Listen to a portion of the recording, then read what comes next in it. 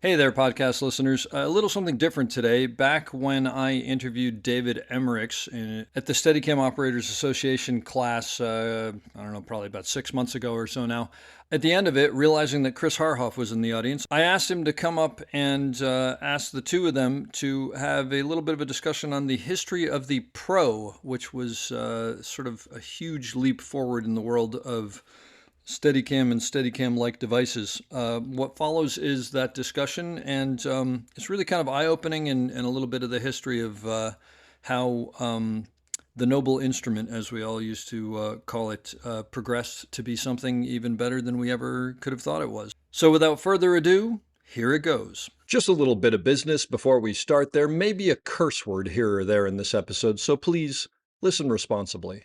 As always, our website, theop.io, is up and chock full of tips, tricks, and gooey operator goodness. Make sure to check out the breakdown, where the best operators in the biz explain shots they have done, the musings, where we discuss everything from quick tips to larger concepts of storytelling, the answers, the images, and so much more. I may or I may not take a break or two during this episode, but I promise that none of them will be longer than 22 seconds.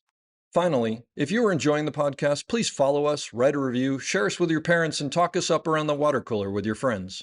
So grab a beverage, sit back, and enjoy the op. Thanks for listening. Lock it up, nice and quiet, and let's roll. Rolling. Victor 30 Echo, take 2. Hey, Mark. Hey, Mark. And camera set.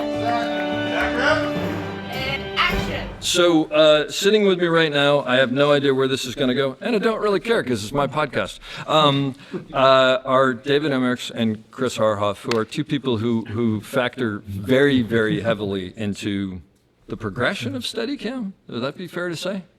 So we picked up in the middle somewhere, and then, Yeah. I don't know. You want to tell these kids where you guys fall in? You want to set the table for where we were when you guys came up with something that was a game changer, I think, for all of us? I've been talking a lot. You go ahead. Oh, boy. The Pro, Yeah. I guess. But it didn't just all happen at once. No. Yeah. And lucky Dave and I were living together Yeah. in Beechwood Canyon. Yeah. The Steadicam halfway house. Yeah. And then What, we had people came and went? Oh, we had Andrew Rollins was there. Colin Anderson was there. there was always somebody. Andrew Shuttleworth was there at some point. Yeah. Basically, it was like just the Steadicam stopover. Yeah. Yeah. People that needed stuff. But by the way, to set the table a little bit, Cinema Products, Garrett went to Cinema Products. They made the Steadicam 35 35 they called it. The first one was the first one was 35, 35 right? or something And then like the that. Model 1, And then the they made the Model Model 1, and then they made Model 2, and like everybody would just take them. You'd buy this Steadicam, and then you'd take a hacksaw and cut it to pieces and make it what you wanted it to be. But it was never what you wanted it to be.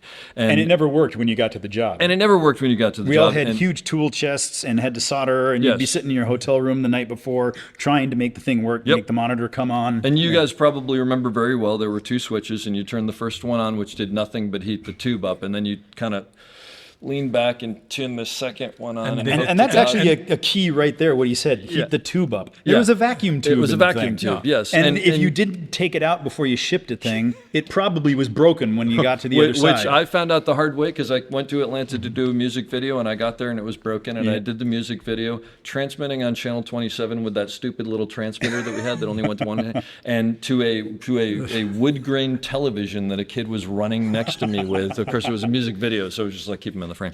But anyway, and these guys basically said there's got to be a better way to do this, and started making some drawings. And what'd you do?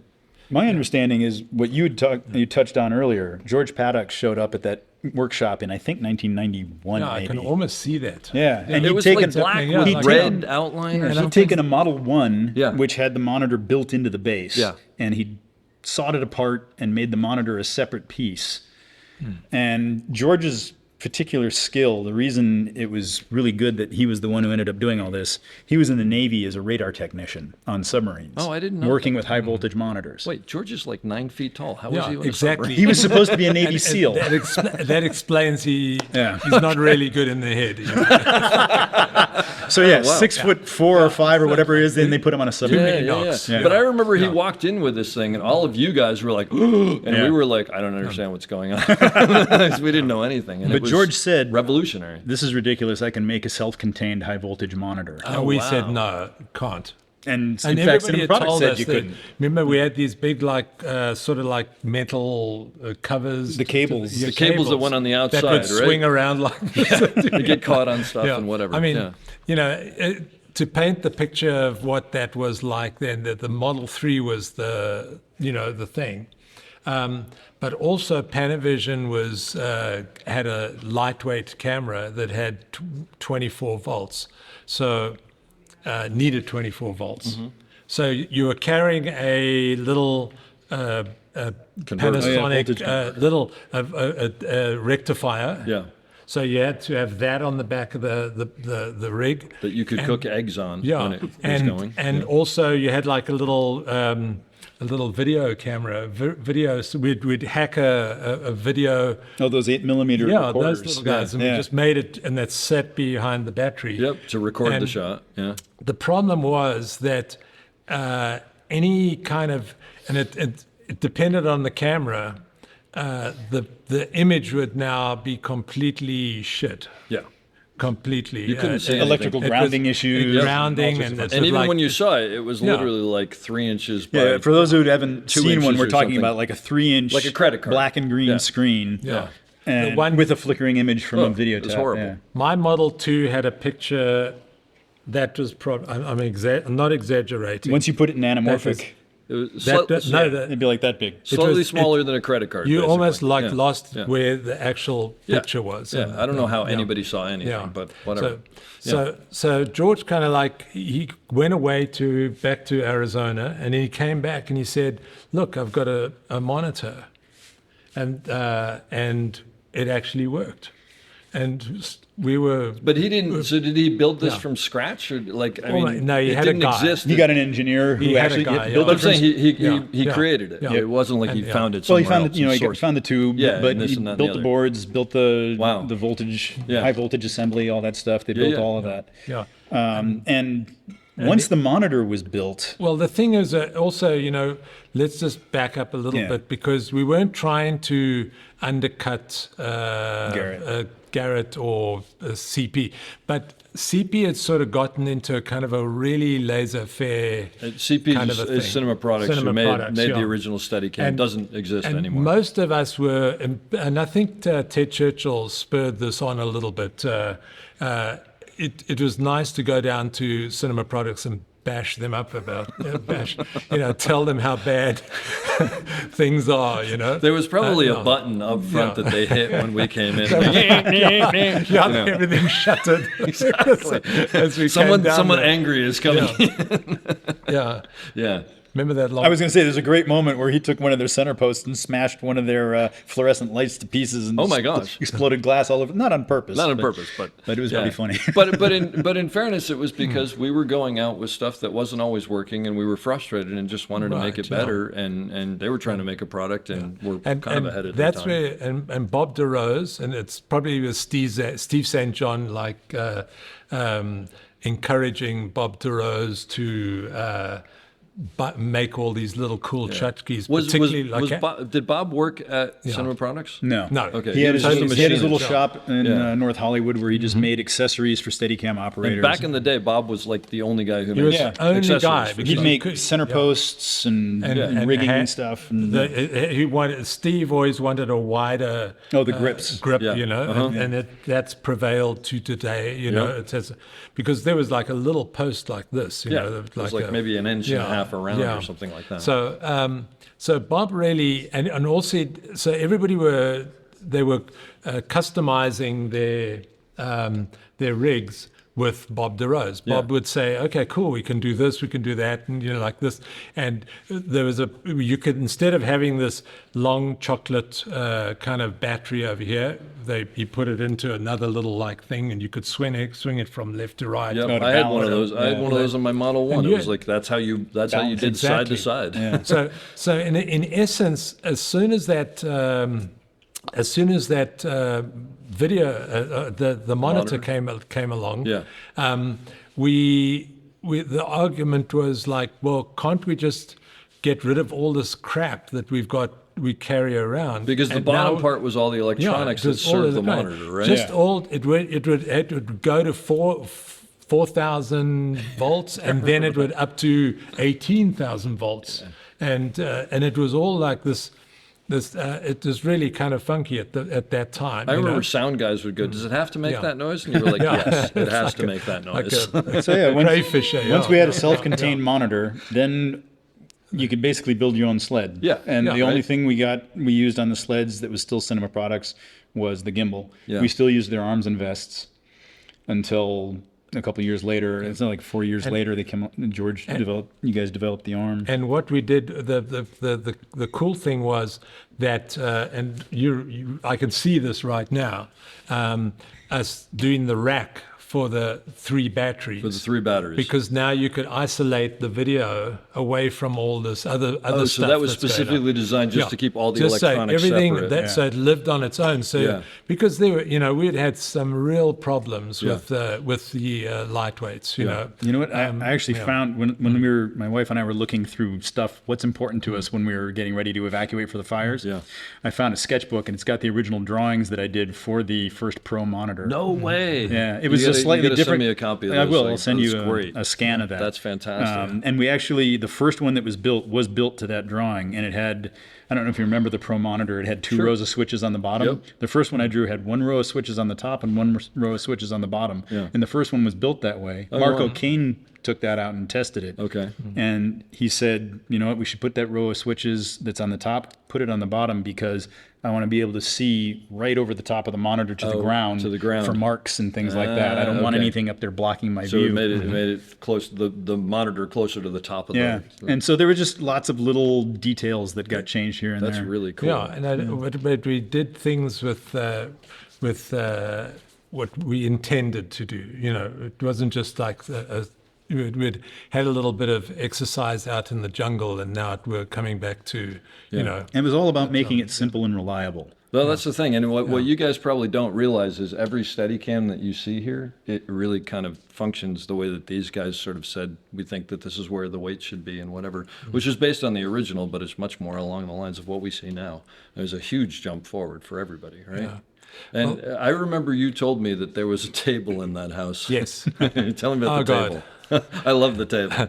we had a pine table, and we had like in the wood. You can see us what we were drawing and everything like this, and it was in the wood. And you'd like every now and then I'd look down and I'd see like maybe the ink had come through a little bit or something, but it's like. And the original drawings, we're sketching stuff on the table. I love that. And on a Saturday morning, my wife said, they come in here for the table. And I was like, what? Why? And he said, no, we're getting rid of that old that pine table. And it had it had embedded in it all the pro history. And I watched it go down the road, and then it gone. A little bit of history there. Sad. Yeah. Well, it's got the original indentations from when Chris was first drawing out the donkey box. Oh my gosh. And so did you come up with the idea? He's the for one who donkey came up with box? the name for it. And why is it called the donkey box? I remember this so clearly because we were trying to come up with names for things, and you just offhandedly said, I don't know, we'll call it a donkey box or something. And it stuck, and that is now why it's And I thought this would be cool. People all over the world will say donkey box and not know why. And the donkey box, for people who don't know, is the top stage that goes left, right, and fore and aft, which was a huge improvement over what we had before. And the cool thing was that Garrett actually called me and said, can I have one of those? And then and I said, yeah. That's fantastic. Absolutely. As soon as it was like, then the gates were open. Then we weren't sort of, trying to sort of hide it. Yeah. But then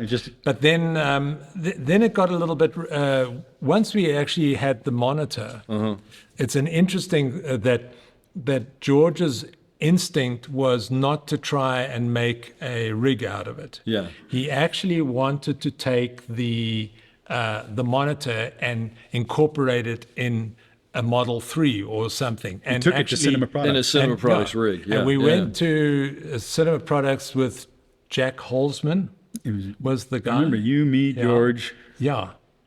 engineer? We sat there at the table and we showed him that this monitor absolutely works great, and they said, yeah, well, we'll get back to you. And pretty quickly they came back to George and said, no, we're not going to do that. Wow. And why? And this is conjecture. It might not be completely correct, but they were busy already building the Master Series. Okay. And it got an outfit up in San Francisco that was doing it. I forget what lake. So they were sort of lake on or their own something. path to and doing they were this on idea. a path to make Yeah. a whole different rig, and this didn't fit It didn't fit. the thing. Yeah. So that became the Master Series, which was heavy. Yes. And Didn't quite work and it as did we wanted had it a to whole when lot it of first stuff came out, that yeah. did not. Yeah. It didn't really do Yeah. anything Yeah. and looked cool. Yes, and, it did. Yeah. So the idea of us just like giving them selling the monitor went away. Yeah. And then we were like, okay, fine. Now we've got the bottom of the rig and we've got the post. And now we had to, for quite a few years, we had to scrounge gimbals and arms. And they could switch us, they could actually stop us by not selling stuff to us. Because they would only sell full rigs, right? They Yeah. wouldn't just sell an arm Yeah. or a vest or whatever. Yeah. I mean, it's hard for you guys to understand, but it wasn't. What are there? 40 companies that make all the components now, and you can buy a monitor off of Amazon and whatever. Yeah. It was not that way, and this was like groundbreaking to all of us. Yeah. And that little monitor, by the way, the self-contained one, each one costs $15,000. Really? Yep. Wow. So now when I remember look that. at buying a small HD, I think they're like disposable. And I'll say this is It was that worth every penny. I actually, there's something about just a monochrome, and I miss it a little bit. That's- I miss no, it a little totally, bit. just green and black, or green It gave and us white or all the whatever. information we needed. We weren't distracted by color or anything like that. And it was a power. You knew that you could come out of the door and you can go outside into the sunlight, and Yep. you could see exactly It what was you needed. unbelievable. And There was no such thing as a bad angle on it. and also nowadays the monitors now are about this big, Yep. let's say, and that whole thing that Mark was really hanging on is you want to see past the monitor, see what's there, and now you've got this massive thing, Big yokes and all even over the the ones place. that have like those big yokes and the whole thing and everything. That's just that's hiding stuff that's coming up on you. So, and also you have to You got to get manipulate it around yourself stuff and not around hit things and not a hit your arm. couch or something. I remember like that, when yeah. I got my I went from a Model 2 to a Pro, and I remember getting my Pros in Texas, and it came, and I plugged it in, and I turned the monitor on, and I turned it off, and I turned it off, and I turned it off, and I turned it on, and I turned it off, and I was like, it goes on every time, it goes off every time. It was like people were like, "What's wrong with you?" I was like, "Look, it turns on." It's like, of course it does. But it was like, I'm not scared. The last job I did with my Model 2 was Cool Runnings. I was down in Jamaica, and it was on the fritz.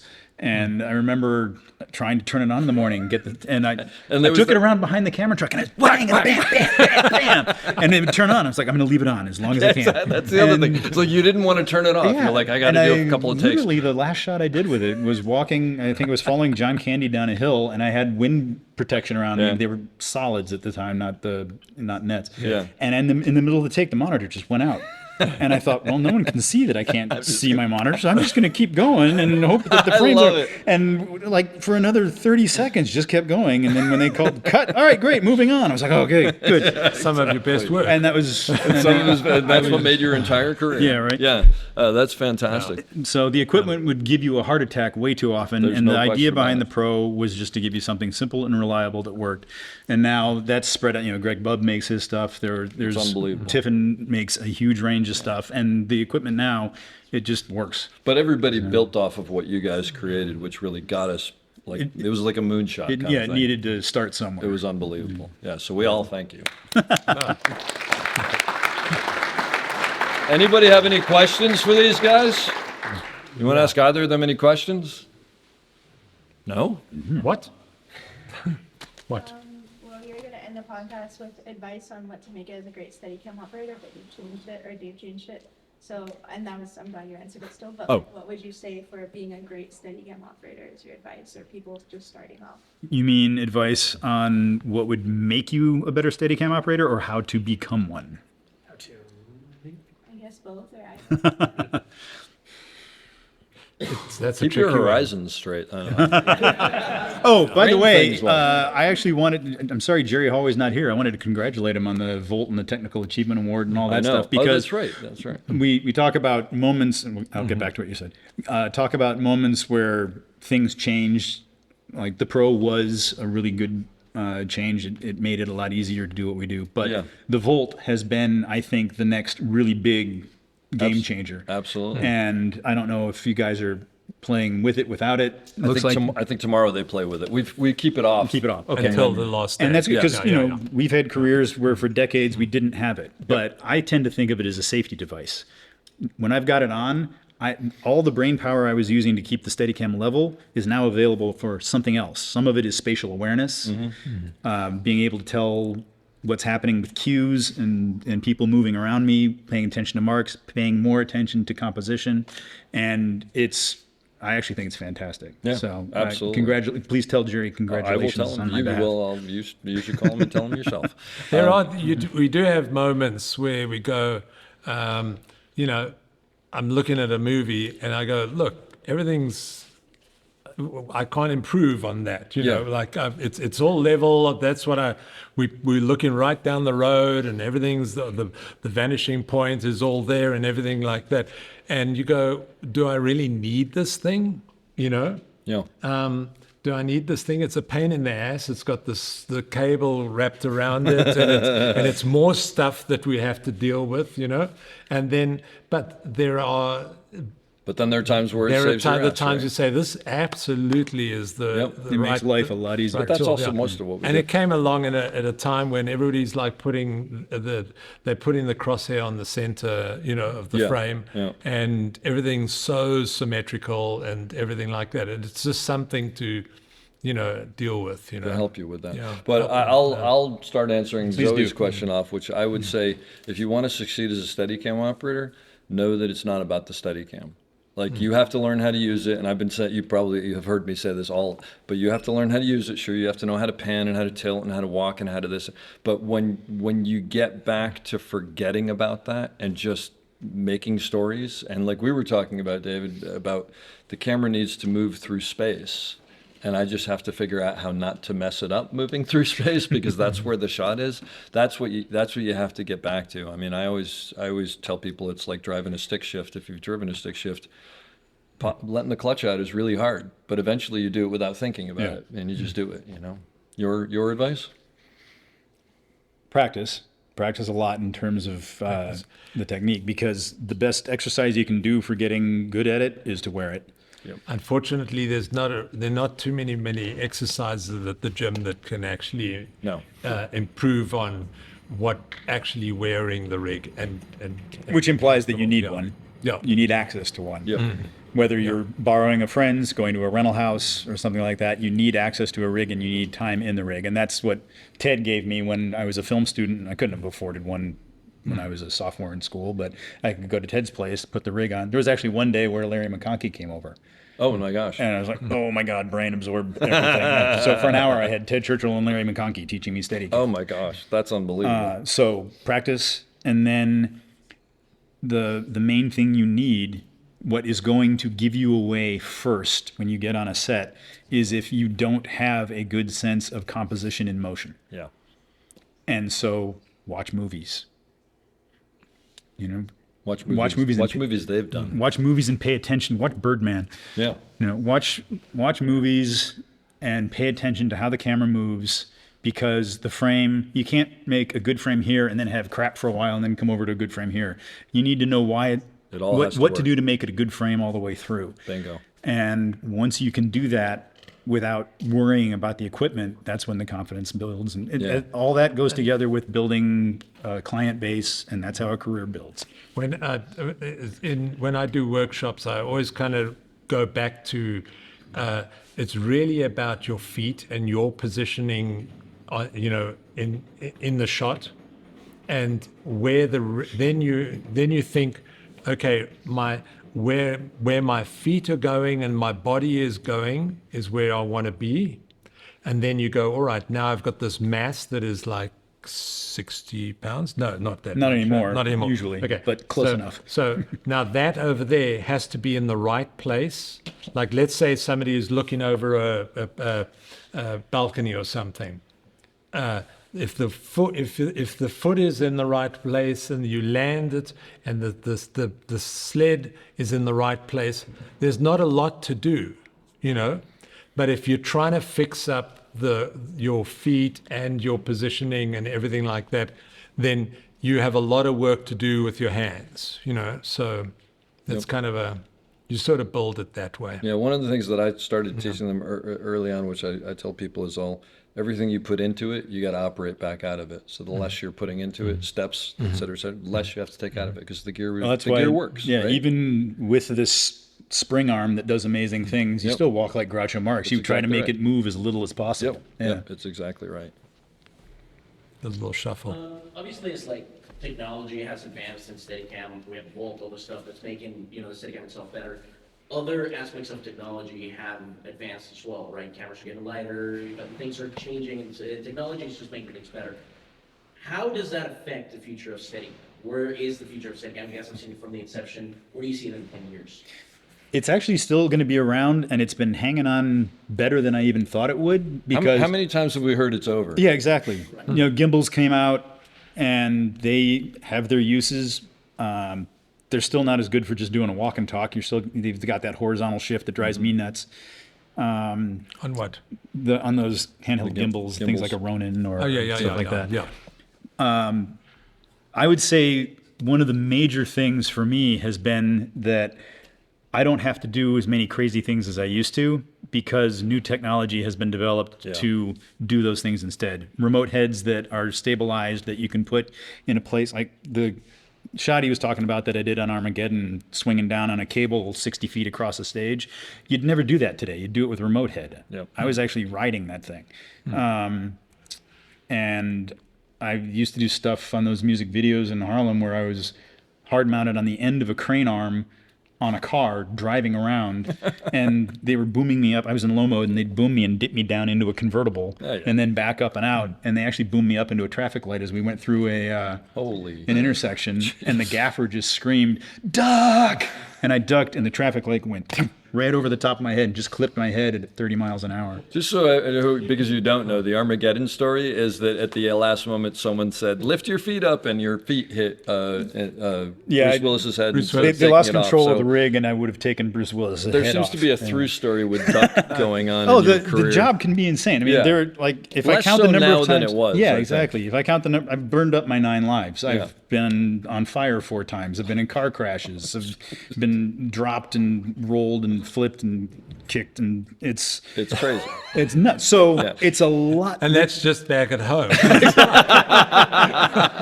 So the fact that they have all these other tools that allow you to do that, I don't do Steadicam anywhere near as much as I used to, because I have the good fortune of usually working on something with a big enough budget that we can get the right tool for the job. The Steadicam is the right tool for some very specific jobs, and it's still the best tool for those jobs. Yeah. And there are things it does better than anything else. It's still the best tool to simulate a human POV. A lot of people do it handheld, but your eyes are stabilized. Go take a boat ride and go bouncing along and look at the horizon. It's absolutely dead perfect. It's amazing what happens up in here in terms of image processing. Yeah. Well, the Steadicam simulates that really, really well. It's great for POVs. It's not great for fight scenes. Handheld's great for fight scenes. There's a reason it's almost a cliche. Yeah. It works. It imparts a certain energy to it. This can be a little lethargic, the Steadicam. So there's things it's great at, there's things it's not great at. I'm an advocate of using the right tool for the job. I don't want to stand there wearing it all day doing dolly or tripod impersonations. Garrett Brown's listening to this right now. Not great for fight scenes. What are you talking about? You know what? I've made a lot of money out of that. Exactly. No, I've done. I know. We've all done lots of fight scenes, but every time I look at a fight scene that's shot with Steadicam, I kind of feel like some of the energy's been pulled out of it. Because it takes some of it out of it. Yeah. There's no question about it. Yeah. Yeah. You talked about the De Niro like tapping him on the shoulder and Hank's kind of testing you. What point in your career did you get to where you felt like you could be tested and not like, oh, I'm going to get fired, I'm going to be washed out of the industry, or is that? It took a while, but it does eventually happen. I don't think I could pinpoint a specific I think it happens moment. slowly. Yeah, exactly. But right now, I feel like, I might screw something up, and if someone's really unhappy with me and wants to fire me, it's like, well, I did the best I could, so maybe you can find someone else who can do better than I. So, is there like coming into it and stepping up, and like I've done a lot of reality, I haven't done much narrative, like stepping into it, are there things you have to watch out for, like?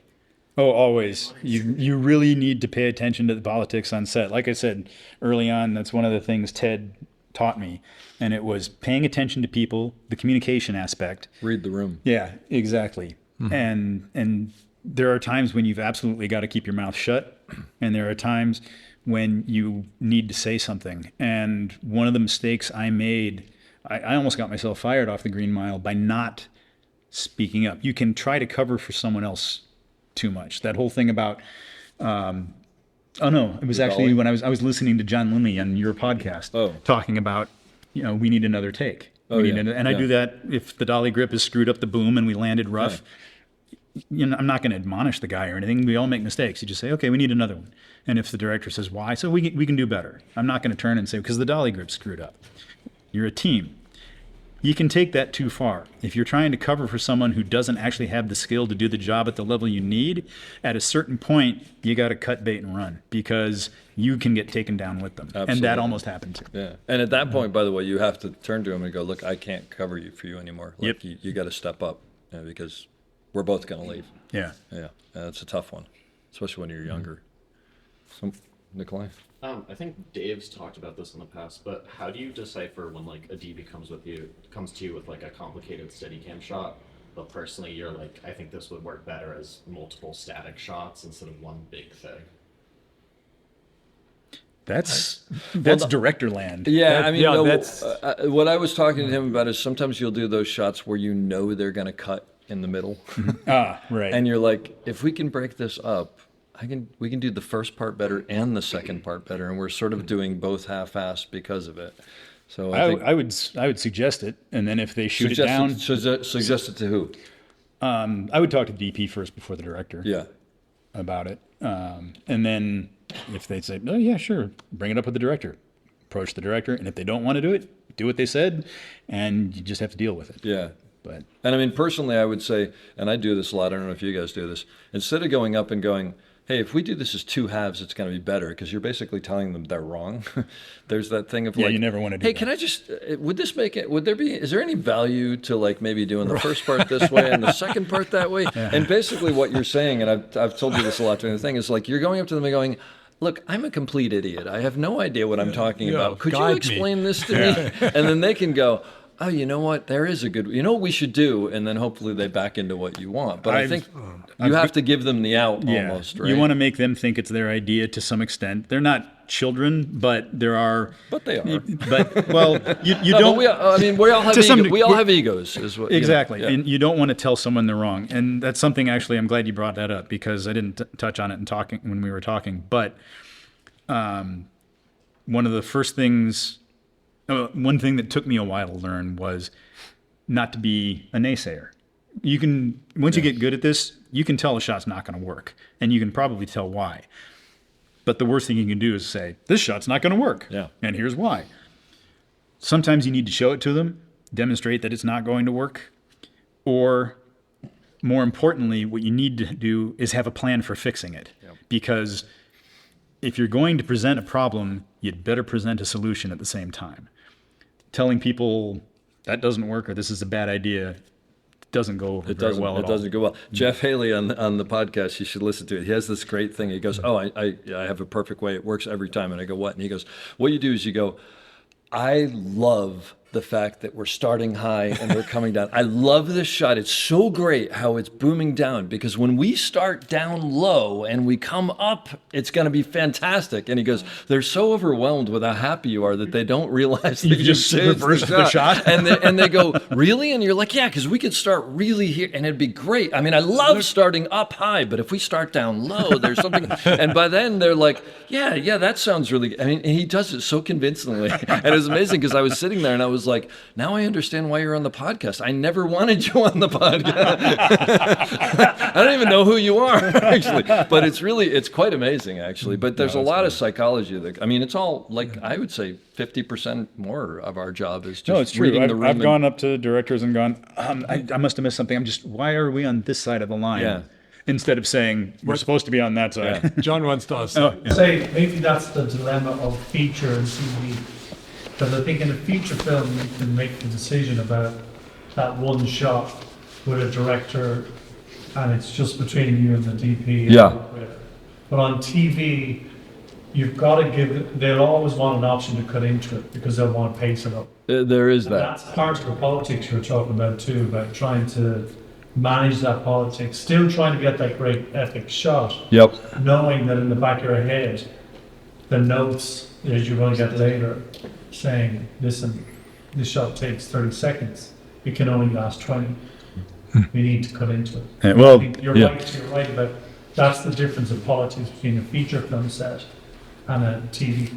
Yeah, and a lot of that is like you said, like knowing your medium, knowing what knowing what you're supposed to deliver at the end of the day. And you know, there are directors who'll be like, let's get that shot, but I have to give them this and this because I want to get. You can really enjoy it. Absolutely. Yeah. No, that's a great point. Other questions? When does your back stop hurting? When does your back stop hurting? When they bury you. Yeah. It's 4 beers, 5 beers. There's one bit of advice. I asked Steve St. John, what can give me an idea of what's a good tip, you know? He says, okay. Just make sure that you bend your legs when you're putting your cases in the car in the morning. That's a very smart idea. That's exactly right. That's the way you're going to really hurt yourself. Yeah. You know? Yeah. But on that note, stretch. Someone back there had a question? Yep. My question is about prepping big oneers with lots of background. Yeah. We're talking to DP and the director. They give you the directives, cameras start at ABC and DOG, and then they walk away to like do whatever, and we're left with for CD in a second. What's that process for you? Like how much you're working with background, kind of how are you? I find that usually the ADs are very anxious to get background worked into it as quickly as possible because they want to see it as many times as possible because it is a process to try to make it look natural. It tends to look pretty clunky the first time through if you've got a bunch of people crossing and doing stuff. They're always trying to get a cross right in front of the lens, key points and things. So I usually find that ADs are pretty on top. Like I'm ready to do a walkthrough myself, and they're already asking me, "Can we get background in on this?" Exactly. And sometimes they'll say, "Let me just do one for myself, Yep. and then we'll get background in. I just need to work out a couple points and see if I need to move some furniture or we need to open up a wall or something like that. Then on the next one, let's go ahead and start working in the background." But they're usually pushing to get it done pretty quickly. So you'll do it with the rig on? Yep. Yeah. As many times as they need to. And also, if you see a problem with one particular guy he's just, you know that he's going to like screw you, just go over to him and just say, look, I just really need you to be a little bit further left over here or the right, like this. So you've got to be part of it, you know. I went stiff-armed to poor extra because I'd told her several times not to be at a certain point. And she kept being there just over and over, and it kept screwing up the shot. And I saw her in my peripheral vision, and I just went, bam, and kept going. I actually knocked her right over out of the way. And it was a shot with John Lindley. And I went over to the monitors, and he says, "Dave, at this point right here, you had a little bit of a bobble." And I went over and I apologized to her. I said, "Look, 4 takes in a row, I told you not to be there. Yeah. She wasn't there the next time. There you go. That's exactly right. I would say, like, for me, it's the ADs they already have a plan usually, and they're throwing them in. And I'll usually do a finger rehearsal or something like that, and I'll just let them do their thing. But the big thing that I do is if they come up and say, hey, when you went through the doorway, did that cross work? If I can't remember the cross, it worked. If I remember the cross, then it's detracting somehow, and I go send it later or send it earlier. And then the other thing is, you have to make sure that the people who are a little too excited aren't too excited, and go, look, you can't come out then because I'm not past the doorway or whatever. So you got to just have your spatial relations, and usually the second AD, they're on top of it with you. Hopefully, there's another. I'll just get a little story quickly. I was in Las Vegas. And there was a beautiful girl, and we were like kind of pushing through a door, and there was a whole thing and like this. And I said, look, this is a great way to like start the scene, like because this, and every time she wasn't there. Mm. And I like pushed through, and they're like, now I'm pushing onto nothing, so nothing's happening. And I said, so, really, you need to be here. This is really the cool place. And, so we do another take, and she's gone. And I'm like, I'm trying to give you a close-up. My whole thing, my whole plan is going to shit over here. And somebody says, the reason why, if she is established here, she doesn't get 3 weeks of work as a background. So if you look at you'll see some of the guys, the real pros, the smart ones. Yeah. They're going to be the ones working, and they're going to be turning and they're all turning away from camera, and they're all doing stuff like that. So because they could be in more scenes, basically. You had this on the first move, it was great, and like everybody's like gone. Yeah. So, yeah. So you have to be aware of that stuff. That's true. That's a very good point. Yeah. Anyone else? So the students have heard from each instructor like how to deal with difficult DPs, but it seems like everyone has their own approch. How would each of you suggest? Difficult DPs? Difficult? Can you give us a... difficult in what way? It's a John Conroy. in the relationship from the Steadicam operator and the difficulty of your shots that they might not understand. Difficulties of our shots that they might not understand, like meaning they're not realizing what they're asking us to do is impossible or something like that, and how you deal with it. Can I answer that? Yeah. It's the DP's fault if he can't communicate the shot properly. It's not the operator's fault. I just want to reiterate that here. The DP in the audience is saying it's the DP's fault for not explaining the shot well, and we're gonna have you write that out and sign it later. So, yeah. Communicate the shot properly.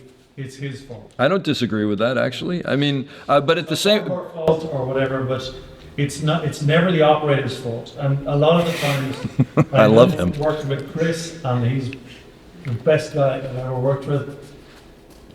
It's always he's the guy who gets you out of trouble.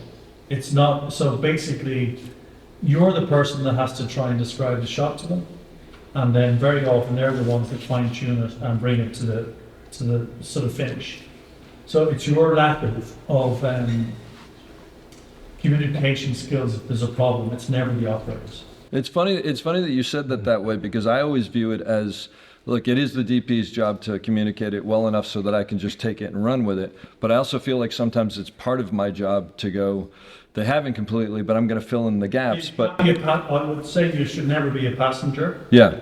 Mm-hmm. So you're never a passenger, you're always a contributor. Yeah. But the problem always, from my experience, comes from my lack of communication skills to the operator, not the other way around. So that's something you should think about. If Chris isn't available, I'm happy to fill in any time. I don't think I can answer that better, can you? No, absolutely not. Operators are right and DPs are wrong. That's what makes a great DP, the fact that you know you're wrong all the time. But and by the way, a great operator too. Right? All of us, yeah, and we're all fallible. All right, I think that's probably it. Anyone else?